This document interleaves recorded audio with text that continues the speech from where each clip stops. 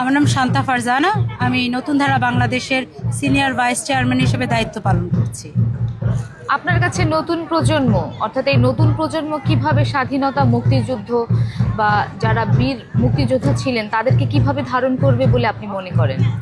বাংলাদেশে 2024-এর আগস্টের পর থেকে আমরা যা দেখছি যে আমার মুক্তিযুদ্ধকে, আমার স্বাধীনতাকে, আমার বিজয় দিবসকে প্রশ্নবিদ্ধ করা হচ্ছে এবং বিভিন্ন ওয়াজ মাহফিলে কিন্তু বলা হচ্ছে যে বিজয় হয়েছিল, স্বাধীনতা হয়েছিল 1947 সালে, এর পরে সব ষড়যন্ত্র ছিল।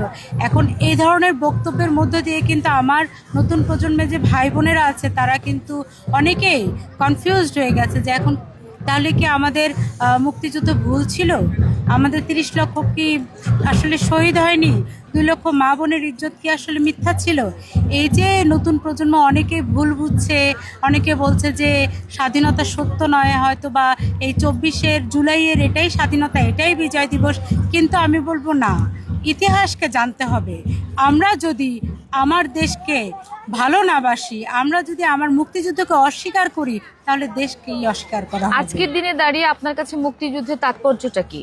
আজকের এই দিনে আমি একটা কথাই বলবো, সেই 1971 সালে যেই ভাইয়েরা, যে বোনেরা এটা ভাবেনি যে আমি কি পাবো, তারা এটা ভাবেনি যে আমি যুদ্ধ করে এসে বেঁচে থাকবো কিনা, তাদের প্রতি শ্রদ্ধা রেখে বলবো, যখন কোনো ঘটনা ঘটবে, দেশ বিরোধী কোনো চক্র তৈরি হবে, আমরা একসাথে প্রতিহত করব। কারণ দেশটা আপনার, দেশটা আমার, দেশটা আমাদের সকলের।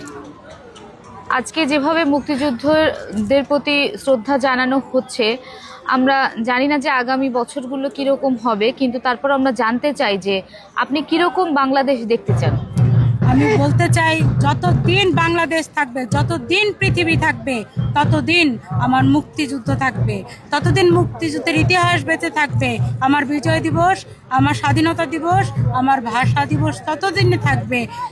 একটা সংগঠন হলেও, একটা মানুষ হলেও ফুল দিতে আসবে। যেভাবে এখন চলছে এভাবে চলবে না, কারণ মানুষ দেখতে পায়, মানুষের একটা চেতনা আছে, মানুষের একটা বিবেক আছে। এই তাদের বিচার চাই। যারা এই বিজয় দিবসে বলে পাকিস্তান জিন্দাবাদ, তাদেরকে ধরে এনে শাস্তি দেওয়া উচিত। তা না হলে বাংলাদেশকে তারা অস্বীকার করছে।